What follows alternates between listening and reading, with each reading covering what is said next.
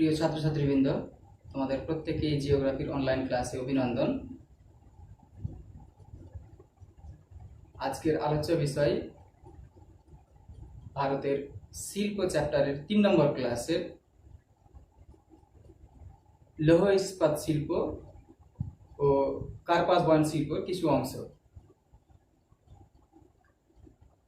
আজকে মূলত আলোচনা হবে তোমাদের সিলেবাসের অতি গুরুত্বপূর্ণ দুটো 5 মার্কের প্রশ্ন নিয়ে। একটি হচ্ছে লৌহ ইস্পাত শিল্প থেকে আর একটি কার্পাস বয়ন শিল্প থেকে। নেক্সট ক্লাসে তোমাদের কার্পাস বয়ন শিল্প নিয়ে বিস্তারিত আলোচনা হবে। তার আগে একটা খুবই গুরুত্বপূর্ণ প্রশ্নের সমাধান আজকে কিন্তু আমরা শিখে নেব। দেখো, প্রথমেই লৌহ ইস্পাত শিল্পের একটি অতি গুরুত্বপূর্ণ প্রশ্ন 5 মার্কের পরীক্ষায় আসে, ফ্রিকুয়েন্টলি আস্কড কোয়েশ্চেন, যা তোমাদের অবশ্যই খাতায় লিখে মুখস্থ করতে হবে। সেই প্রশ্নটি হচ্ছে যে পূর্ব মধ্য ভারতে লৌহ ইস্পাত শিল্প কেন্দ্রীভবনের কারণ কি? অথবা এভাবে প্রশ্নটা আসতে পারে যে ভারতে লৌহ ইস্পাত শিল্প গড়ে ওঠার কারণ কি? তো ভারতে লৌহ ইস্পাত শিল্প গড়ে ওঠার কারণই আসুক, আর পূর্ব মধ্য ভারতে লৌহ ইস্পাত শিল্প গড়ে ওঠার কারণই আসুক, প্রশ্ন দুটোর উত্তর কিন্তু প্রায় একই রকম হবে। একটু সামান্য কথাটা শুধু চেঞ্জ করতে হবে, যে পশ্চিম ভারত আর ভারত কথাটি। এবারে আমরা সরাসরি চলে যাই যে পূর্ব মধ্য ভারতে অথবা ভারতে লৌহ ইস্পাত শিল্প ধীরে ধীরে উন্নতি লাভের কারণ কি? তো প্রশ্নটা আবার বলি যে সরাসরি পূর্ব মধ্য ভারতের লৌহ ইস্পাত শিল্প গড়ে ওঠার কারণ কি এভাবে আসতে পারে, অথবা বলতে পারে যে ভারতে লৌহ ইস্পাত শিল্পের উন্নতি লাভের কারণ কি? ধীরে ধীরে স্বাধীনতা লাভের পরে লৌহ ইস্পাত শিল্প কিন্তু খুব উন্নতি লাভ করছে ভারতে। তো দেখবে তোমরা এর আগের ক্লাসে তোমরা দেখেছো যে ভারতবর্ষে যে লৌহ ইস্পাত শিল্প কেন্দ্রগুলো রয়েছে সেইগুলো বেশিরভাগটাই রয়েছে ভারতের এই পূর্ব মধ্য ভারত, ভারতের এইটুকু অংশে পূর্ব মধ্য ভারতে। তো এই প্রশ্নের উত্তর সরাসরি আমরা কখনোই কারণে যাব না, যেহেতু একটি স্থানের নাম লাগিয়ে দিয়েছি। দেখো, এই সমস্ত প্রশ্নগুলো যদি করে, ধরো বললো যে পূর্ব মধ্য ভারতে বা পশ্চিম ভারতে বা দক্ষিণ ভারতে বা কোনো একটি রাজ্যে যদি এইভাবে প্রশ্নগুলো মেনশন করে দেয়, তখন অবশ্যই যে প্লেসটা রয়েছে সেই প্লেসটাকে খেয়াল করে একটা ভূমিকা লিখতে হয়। ধরো এই প্রশ্নটাই দিয়েছে পরীক্ষাতে, তাহলে কিভাবে লিখবে?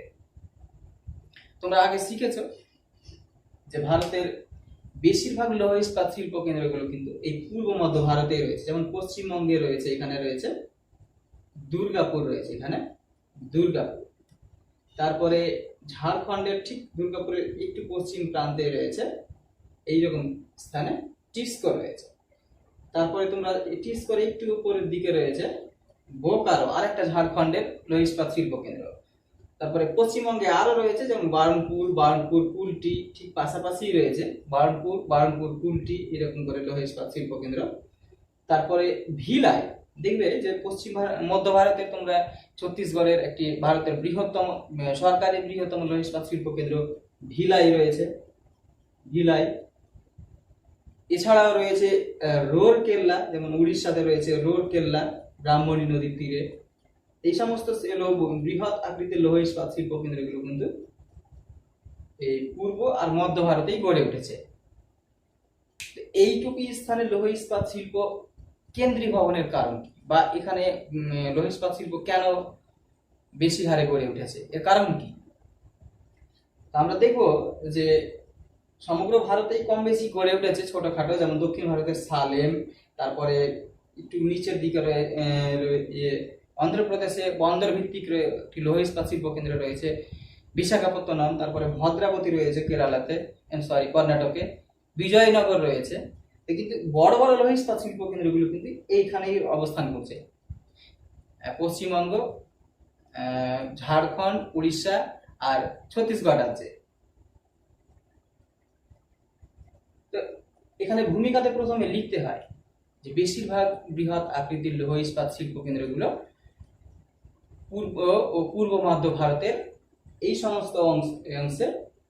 পশ্চিমবঙ্গ যদি নাম দিয়ে দাও তাহলে ভালো হবে, যে পশ্চিমবঙ্গের দুর্গাপুর, বার্নপুর, কুলটি, ঝাড়খণ্ডের টিস্কু, বোকারো, ছত্তিশগড়ের ভিলাই, তারপরে উড়িষ্যার রোরকেল্লায় প্রভৃতি লৌহ ইস্পাত শিল্প কেন্দ্রগুলো গড়ে উঠেছে। তো তারপরে কথাটা দিতে হয় যে এই সমস্ত শিল্প কেন্দ্রগুলো এই সমস্ত স্থানে গড়ে ওঠার কারণগুলি নিম্নরূপ। ঠিক এইরকম করে কথাটি শেষ করতে হয়, তারপরে আসতে হয় সরাসরি কারণ সমূহে। এবার কারণ সমূহে যাওয়ার আগে আমরা জেনে নেব যে কোন শিল্প এখানে গড়ে ওঠার কথা বলা হয়েছে। তো প্রথমে দেখো যে লৌহ ইস্পাত শিল্প গড়ে ওঠার কারণ বলা হয়েছে।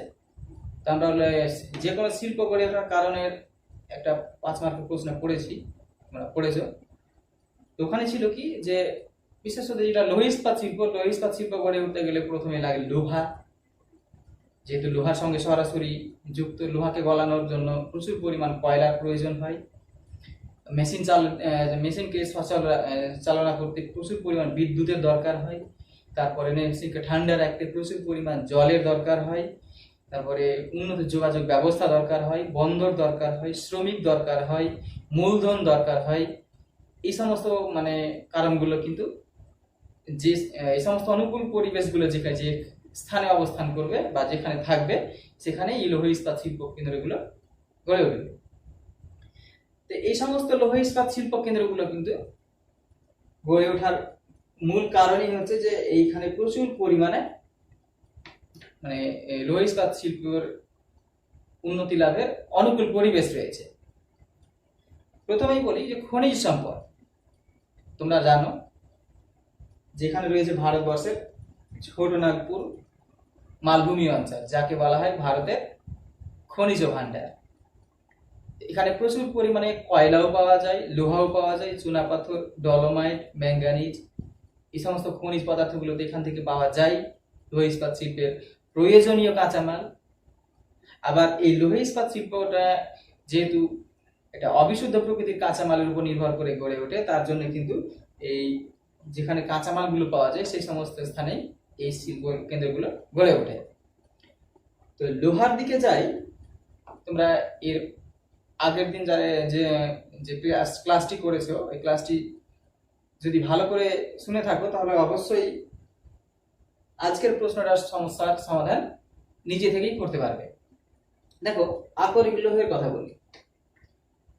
সাধারণভাবে অ্যান্সার করবে না, এই প্রত্যেকটা পয়েন্টের ভিতরে কিন্তু উদাহরণ থাকবে এবং উদাহরণ দিয়েই কিন্তু পয়েন্টটা শেষ হবে। উদাহরণ শুরুতেই উদাহরণ দিয়ে শুরু করতে হবে এই পয়েন্টগুলো, তাহলে প্রত্যেকটা পয়েন্টের আলাদা আলাদা একটা গুরুত্ব থাকবে। আকরিক লৌহ হচ্ছে গুরুত্বপূর্ণ একটা পয়েন্ট। আকরিক লৌহ কিভাবে শুরু করবে? দেখো যে আকরিক লৌহ এখানে কিন্তু প্রচুর পরিমাণে পাওয়া যায়। যেমন ঝাড়খণ্ডে পাওয়া যায় গুয়া, নোয়ামুন্ডি, পালামো, সিংভূম, তোমরা নবম শ্রেণীতে পড়েছো। তারপরে উড়িষ্যাতে উড়িষ্যার ময়ূরভঞ্জ, এই যে এখানে উড়িষ্যা রয়েছে, এই উড়িষ্যার ময়ূরভঞ্জ, বাদাম পাহাড়,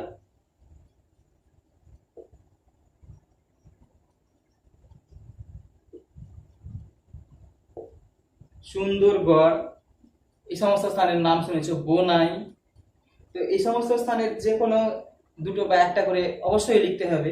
তারপরে ছত্তিশগড়ের লোহা তোমরা শুনেছো, ছত্তিশগড় রাজ্যের ডাল্লি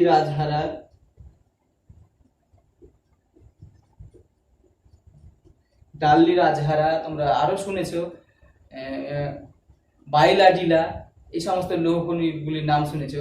তো অবশ্যই এই লোহার পয়েন্টে কিন্তু সেই সমস্ত স্থানগুলির নাম উল্লেখ করতে হবে। কমপক্ষে একটি রাজ্যের বৃহৎ একটি বা দুটি খনির নাম কিন্তু বলতে হবে, তাহলে উত্তরের মান কিন্তু বাড়বে।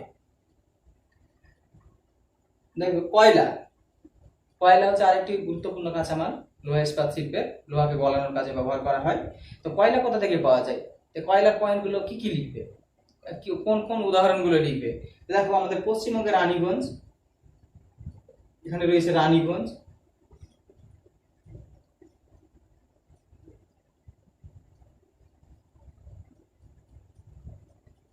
তারপরে এখানে রয়েছে ঝাড়খণ্ডের ঝরিয়া, ঝরিয়া। তারপরে এই উড়িষ্যার রয়েছে তালচের, যেটা তোমরা নবম শ্রেণীতে পড়েছো।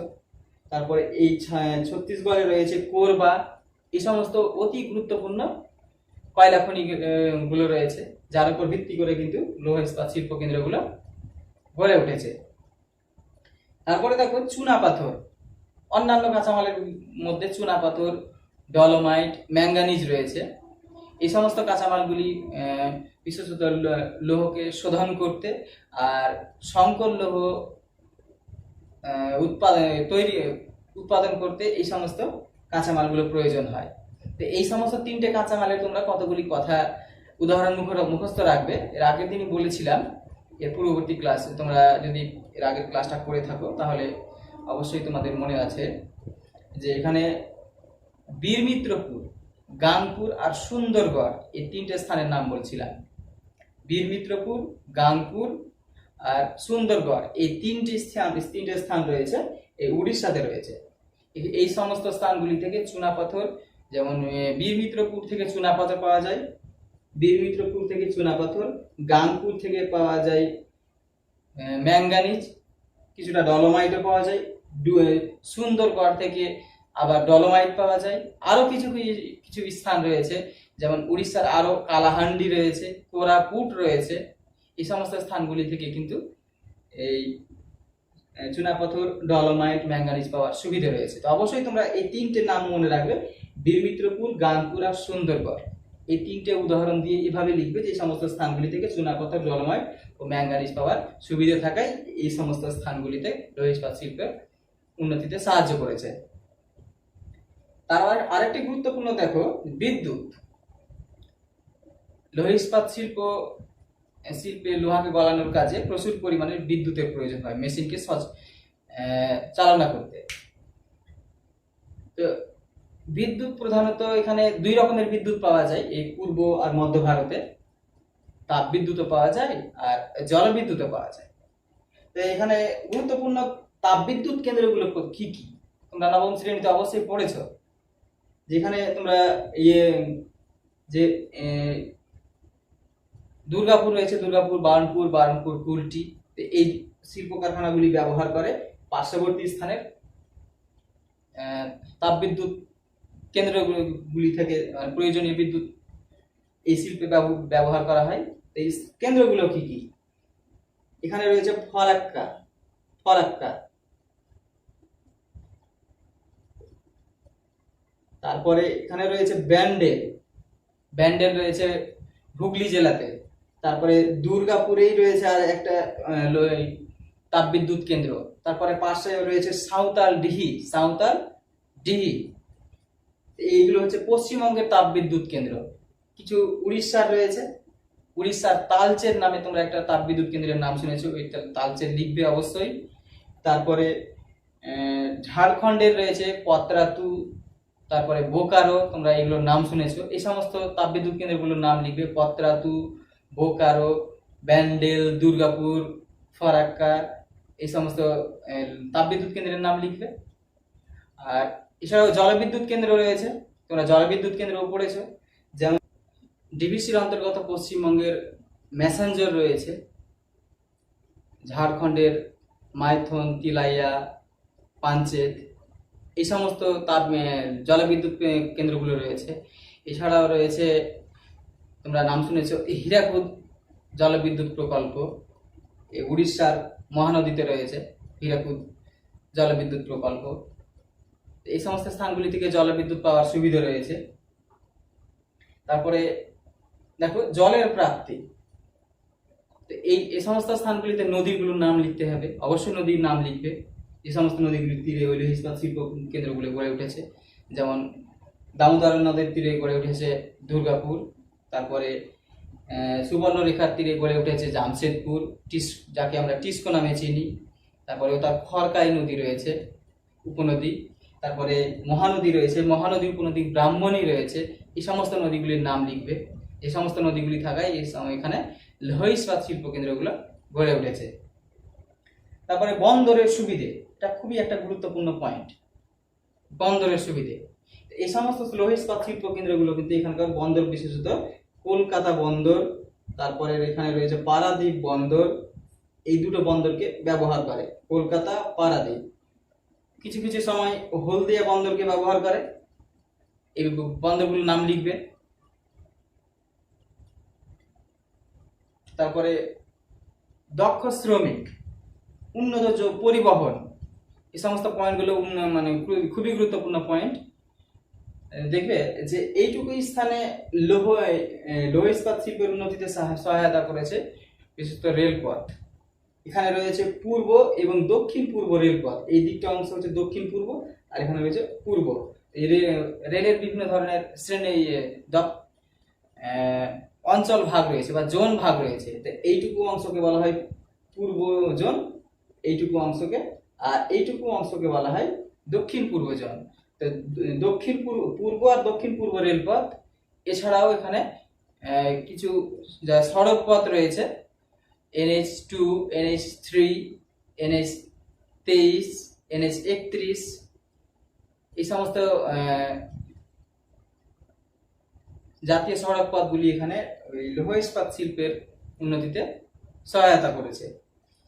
দক্ষ শ্রমিকের পয়েন্টে লিখবে যে এইটুকু অংশের মধ্যে বিশেষত পশ্চিমবঙ্গ, তারপরে পার্শ্ববর্তী বিহার রয়েছে, ঝাড়খণ্ড, উড়িষ্যার, এখানে অতি ঘনবসতিপূর্ণ হওয়ায় এখানে কিন্তু সস্তা এবং দক্ষ শ্রমিক পাওয়া যায়, যার কারণে লৌহ ইস্পাত শিল্প কেন্দ্রগুলি এখানে গড়ে উঠেছে। তো এই প্রশ্নটি খুবই গুরুত্বপূর্ণ, তোমরা অবশ্যই খাতায় লিখবে 5 মার্কের মতো করে, এবং অবশ্যই প্রত্যেকটা পয়েন্টে একটি করে এই উদাহরণগুলো দিয়ে লিখবে, না হলে কিন্তু প্রশ্নের মান কমে যাবে।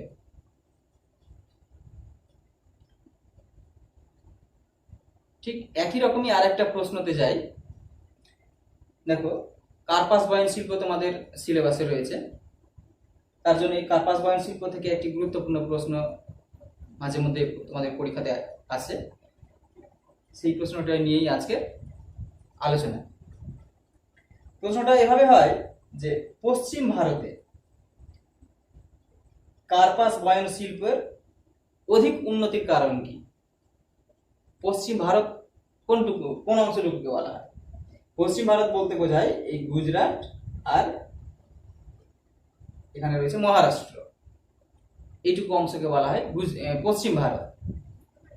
তো ভারতের সর্বত্র এই কম বেশি কার্পাস বয়ন শিল্প গড়ে উঠেছে, কিন্তু এই পশ্চিম ভারতের ভিতরে গুজরাট আর আহমেদাবাদ, এই মহারাষ্ট্রে গুজরাটের আহমেদাবাদ আর মহারাষ্ট্রের মুম্বাই, এই সমস্ত স্থানে কিন্তু সব থেকে বেশি পরিমাণে কার্পাস বয়ন শিল্প কেন্দ্র গড়ে উঠেছে। তো এখান থেকে একটা 5 মার্কের প্রশ্ন কিন্তু আসে। প্রশ্নটা 3 ভাবে দিতে পারে, বলতে পারে পশ্চিম ভারতে, আবার বলতে পারে মহারাষ্ট্র গুজরাট রাজ্যে, আবার বলতে পারে ভারতে। যাই বলুক না কেন, এই একটা প্রশ্নের উত্তরে এই 3টে প্রশ্নের সমস্যার সমাধান হবে। শুধুমাত্র যদি পশ্চিম ভারত কথাটি পরীক্ষাতে আসে তাহলে বারবার পশ্চিম ভারত কথাটি ব্যবহার করবে, আর যদি মহারাষ্ট্র আর গুজরাট আসে তাহলে মহারাষ্ট্র আর গুজরাট কথাটি ব্যবহার করবে, আর যদি ভারত আসে তাহলে ভারত কথাটি ব্যবহার করবে।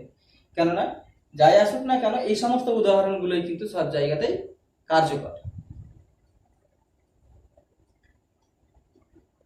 তো এর ভূমিকাটা কিভাবে লিখবে? যেহেতু এখানে পশ্চিম ভারত যদি পরীক্ষাতে আসে তাহলে কিন্তু লিখবে যে ভারতের সর্বত্র কার্পাস বয়ন শিল্প বিকাশ লাভ করলেও ভারতের পশ্চিম অংশে বিশেষত গুজরাট আর মহারাষ্ট্রে প্রচুর পরিমাণে কার্পাস বয়ন শিল্প কেন্দ্র গড়ে উঠেছে। এই কেন্দ্রগুলি হলো দিয়ে কয়েকটা কেন্দ্রের নাম কিন্তু লিখবে, যেমন গুজরাটের আহমেদাবাদ, ভাদোদরা, আরও রয়েছে ভারুচ, এই সমস্ত অংশে প্রচুর পরিমাণে এই শহরগুলিতে প্রচুর পরিমাণে কার্পাস বয়ন শিল্প গড়ে উঠেছে। এছাড়া এখানে রয়েছে মহারাষ্ট্র, এই মহারাষ্ট্রের বিশেষত মুম্বাই, তারপরে রয়েছে নাসিক, সোলাপুর, তারপরে কোলাপুর, আকোলা, এই সমস্ত স্থানগুলিতে প্রচুর পরিমাণে কার্পাস বয়ন শিল্প কেন্দ্র গড়ে উঠেছে। তো ভূমিকাতে এই কথাগুলোই হবে। তো ভারতের পশ্চিমাঞ্চলে প্রচুর পরিমাণে কার্পাস বয়ন শিল্প বিকাশ লাভ করেছে। এখানকার উল্লেখযোগ্য কার্পাস বয়ন শিল্প কেন্দ্রগুলি হলো দিয়ে শুরু করতে হবে, দিয়ে এই ঠিক এরকম করে দুটো করে যদি লিখো তবুও হয়ে যায়। দেখো এখানে মুম্বাই, পুনে, নাগপুর, তারপরে এই তিনটে হচ্ছে মহারাষ্ট্রের, তারপর আহমেদাবাদ, সুরাট, এই দুটো হচ্ছে গুজরাটের। অবশ্যই কেন্দ্রগুলোর নাম লিখবে, তারপরে লিখবে যে এই সমস্ত অংশে কার্পাস বয়ন শিল্পগুলো কেন্দ্রীয় ভবনের বা অধিক পরিমাণে উন্নতি লাভের কারণগুলি নিম্নরূপ। এই ভূমিকাটুকু যেন খুব বেশি না হয়, 3 থেকে 4 লাইনের হবে, তারপরে কারণে চলে আসবে। এখানে কার্পাস বয়ন শিল্প গড়ে উঠতে কি কি কাঁচামালের কি অনুকূল পরিবেশ লাগে সেগুলো আগে জানা যায়। কার্পাস বয়ন শিল্প মানে কি, মানে সরাসরি তুলো থেকে সুতো তৈরি বা সুতো তৈরি করে কাপড় তৈরি করা।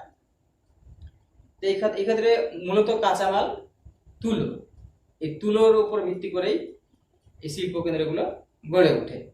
এর প্রধান কাঁচামাল হচ্ছে তুলো, এছাড়া রয়েছে কিছু কস্টিক সোডা, জল, এইগুলো রয়েছে।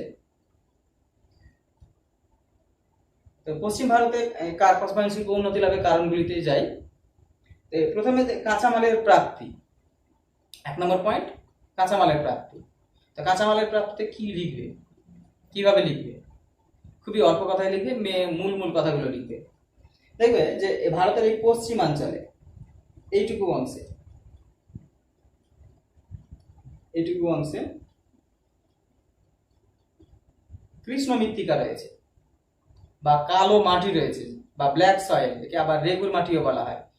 আবার এই মাটিতে তুলো চাষ খুব বেশি পরিমাণে হয়, এই জন্য একে বলা হয় ব্ল্যাক সয়েল, কটন সয়েল বলা হয়, কটন সয়েল। তো এইটুকু অংশে প্রচুর পরিমাণে কালো মাটি বা কৃষ্ণ মৃত্তিকায় এখানে প্রচুর পরিমাণে তুলো উৎপাদন হয়। আর এই তুলা উৎপাদিত হওয়ার কারণেই কিন্তু এখানে এই মহারাষ্ট্রের মুম্বাই, বিশেষ করে মহারাষ্ট্রের মুম্বাই আর গুজরাটের আহমেদাবাদ অঞ্চলে কিন্তু প্রচুর পরিমাণে কার্পাস বয়ন শিল্প কেন্দ্রগুলো গড়ে উঠেছে। এভাবেই লিখবে যে কাঁচামালের প্রাপ্তি যে পশ্চিমাঞ্চলে যে গুজরাট, মহারাষ্ট্র আর এখানে রয়েছে মধ্যপ্রদেশ, এই সমস্ত অংশের কৃষ্ণ মৃত্তিকায় প্রচুর পরিমাণে তুলোর উৎপাদিত হয়, যে এই তুলোর উপর ভিত্তি করেই এই সমস্ত স্থানে কার্পাস বয়ন শিল্প কেন্দ্রগুলো গড়ে উঠেছে। ঠিক এইরকম করে উদাহরণ সহকারে লিখতে হবে। 2 নম্বরে যাই, আর্দ্র জলবায়ু। খুবই একটা গুরুত্বপূর্ণ পয়েন্ট এই আর্দ্র জলবায়ু। দেখবে যে এর পাশেই রয়েছে আরব সাগর, আরব সাগর রয়েছে। এই আরব সাগর থেকে পর্যাপ্ত পরিমাণ সামুদ্রিক আর্দ্র বাতাস, সামুদ্রিক জলে বাষ্পযুক্ত আর্দ্র বাতাস, অবশ্যই এখানে এই আর্দ্র জলবায়ুতে এই কথাটি অবশ্যই দিতে হবে যে পার্শ্ববর্তী আরব সাগর থেকে প্রচুর পরিমাণ আর্দ্র জলীয় বাষ্পযুক্ত বায়ু এই মুম্বাই, গুজরাট আর পশ্চিম ভারত কথাটি ব্যবহার করলেই হবে, যে পশ্চিম ভারতের কার্পাস বয়ন শিল্পের উন্নতিতে সহায়তা করেছে। এটা মনে প্রশ্ন আসতেই পারে যে সামুদ্রিক জলীয় বাষ্পযুক্ত আর্দ্র বাতাস কেন প্রয়োজন? সামুদ্রিক জলীয় বাষ্পযুক্ত আর্দ্র বাতাস যদি হয় তাহলে সেই সুতোটা খুব সূক্ষ্ম হয়, সুতো মাঝে মধ্যে কেটে যাওয়ার সম্ভাবনা থাকে না বা কম কাটে। এই কারণে এই সামুদ্রিক আর্দ্র বাতাস খুবই প্রয়োজন হয়। এই আর্দ্র জলবায়ু ঠিক এইভাবে লিখবে যে পার্শ্ববর্তী আরব সাগর থেকে প্রচুর পরিমাণ সামুদ্রিক কথাটি লিখবে, সামুদ্রিক আর্দ্র বাতাস এই অঞ্চলে পাওয়া যায় বলে এখানে ওই সুতো কাটার ক্ষেত্রে এই আর্দ্র জলে বাষ্পযুক্ত বায়ু খুবই সুবিধে হয়, যার কারণে এখানে শিল্প কেন্দ্রগুলো গড়ে উঠেছে। এরপরে আসি বন্দরের সান্নিধ্য। বন্দর, যে কোনো শিল্প গড়ে উঠতে গেলে পার্শ্ববর্তী স্থানে যদি বন্দর থাকে তাহলে খুব ভালো হয়। এখানে কিছু কিছু বন্দর রয়েছে, সেই বন্দরগুলো তোমরা অবশ্যই মুখস্থ করবে এবং কোথায় রয়েছে সেই লোকেশন পয়েন্টটাও তোমরা দেখে নিবে। দেখবে যে এখানে রয়েছে গুজরাটের একটা গুরুত্বপূর্ণ বন্দর, যাকে বলা হয় কান্ডালা বন্দর। কান্ডালা, কান্ডালা এই বন্দরটাকে বলা হয় করমুক্ত বন্দর। করমুক্ত মানে কি, তাকে ট্যাক্স লাগে না। যে কোনো পণ্যদ্রব্য বিদেশের আমদানি বা রপ্তানি করলে সেই বন্দরে দিয়ে মাধ্যমে করলে ট্যাক্স লাগে না। কান্ডালা রয়েছে। তারপরে এখানে নিচের দিকে রয়েছে পোরবন্দর। এখানে রয়েছে ভারতবর্ষের বৃহত্তম বন্দর মুম্বাই। তারপরে মুম্বাইয়ের পাশে আর একটা রয়েছে নতুন করে, আর একটা রয়েছে নভসেবা।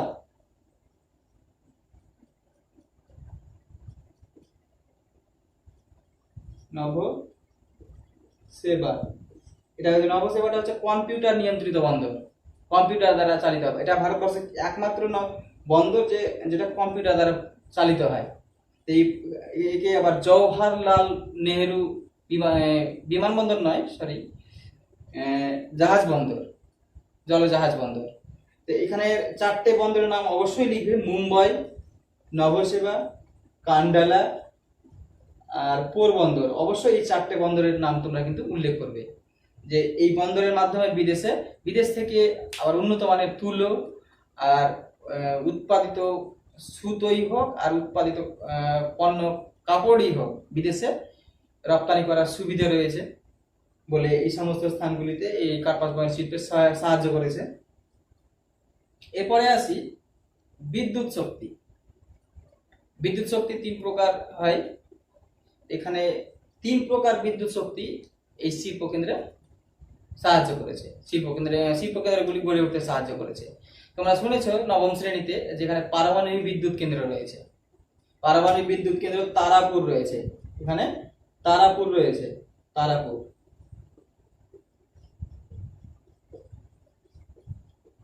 তারাপুর তোমরা নাম শুনেছো, ভারতের প্রথম পারমাণবিক বিদ্যুৎ কেন্দ্র, নবম শ্রেণীতে শুনেছো। তারপরে আরো রয়েছে কাকড়াপাড়া রয়েছে গুজরাটে, মহারাষ্ট্রে রয়েছে তারাপুর। কাকড়াপাড়ার নাম শুনেছো তোমরা, কাকড়াপাড়া। তো এই তারাপুর, কাকড়াপাড়া এই সমস্ত পারমাণবিক বিদ্যুৎ কেন্দ্র রয়েছে এখানে। তারপর এখান থেকে বিদ্যুৎ পাই। এখানকার তাপ বিদ্যুৎ কেন্দ্রগুলো ট্রম্বে, নাসিক, হুসুয়াল, এগুলো তোমরা নাম শুনেছো। জামনগর রয়েছে। তারপরে জলবিদ্যুৎ কেন্দ্রগুলোর তোমরা নাম শুনেছো। এখানে ভিরা, ভিপুরি, খোপালি, তারপরে কয়না। কয়না খুবই একটা গুরুত্বপূর্ণ, ভারতবর্ষের বৃহত্তম জলবিদ্যুৎ কেন্দ্র কয়না। তো অবশ্যই কয়নার নামটা তোমরা লিখবে। কয়না, ভিরা, ভিপুরি, তারপরে উকাই। অবশ্যই যেন 2 থেকে 3 খানা তোমরা লিখবে পরীক্ষাতে, যাতে তোমাদের এই প্রশ্নের মান উন্নত হয়, উত্তরের মান উন্নত হয়। তারপরে মূলধন, খুবই একটা গুরুত্বপূর্ণ পয়েন্ট। ভারতবর্ষের যে সমস্ত মূলধন বিনিয়োগকারী গোষ্ঠী রয়েছে, তোমরা যে কোনো শিল্পেই সেটা ব্যবহার করতে পারো। দুটো গোষ্ঠী, এটা হচ্ছে পারসি আর একটা হচ্ছে গুজরাটি।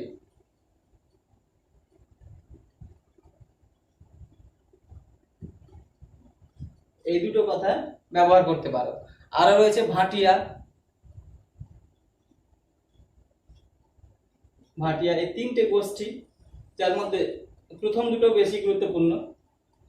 এই সমস্ত শিল্প গোষ্ঠীগুলো ভারতবর্ষের কার্পাস বয়ন শিল্পের উন্নতিতে সহায়তা করেছে।